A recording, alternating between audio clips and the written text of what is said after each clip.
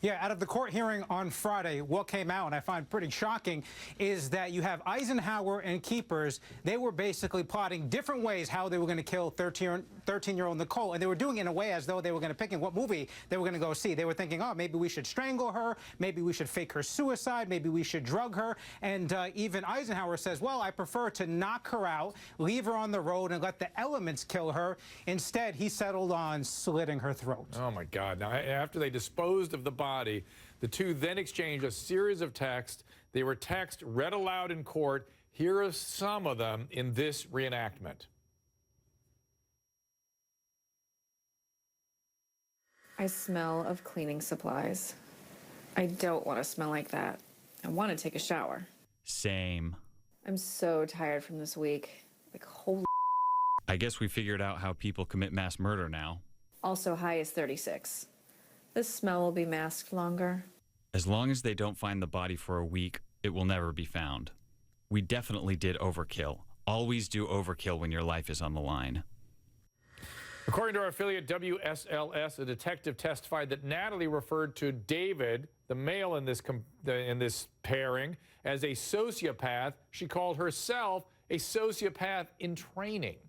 Joining me by phone, I have Casey Jordan, CNN contributor, criminologist, host of Investigation Discovery's Wives with Knives. Casey, both of these guys are sociopaths to some degree, no?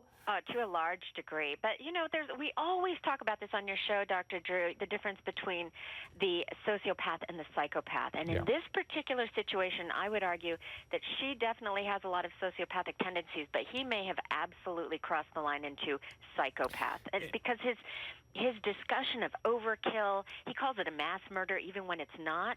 He really feels nothing, and his whole approach to this seems more innate than developed over time. Right. So psychopathy is almost a biological process. It's a process where these people don't have feelings. They don't appreciate that other people have feelings. And when they have had even modest amounts of trauma themselves in their childhood, they get off on killing. Let's call it what it is, Casey. It would appear that. I mean, he really goes on about how you have to do overkill. It's really the whole point of it. And when they discuss all of the options for killing this poor child, and they're doing it, by the way, apparently because she might expose the inappropriate relationship. She, of course, is calling David Eisenhauer her boyfriend, even though he's 18 and she's 13, and he doesn't want her parents or any other adults to find out about it. And that's how the plan was hatched. But they talk about things that they've probably seen in movies. You know, this whole idea of hitting her on the head from the back seat.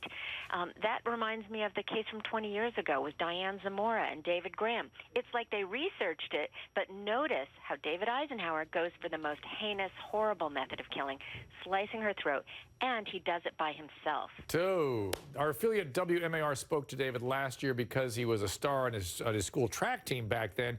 Here he is. This is this guy Casey and I have been talking about. Here's what he looked like last year. I make my personal goals achievable, or just out of reach of achievable. That way I'm always constantly striving to better myself. I just have this internal thing saying I want to be the best. Leo, what's going to happen to these two? They're dead on arrival. They're two dead people walking. And the motivation is clear, even though you don't have to prove motive. The motivation of trying to get rid of this 13-year-old girl because of the inappropriate sexual conduct is plenty of evidence along with the text message. They have given a blueprint of admission. They're going to be fried.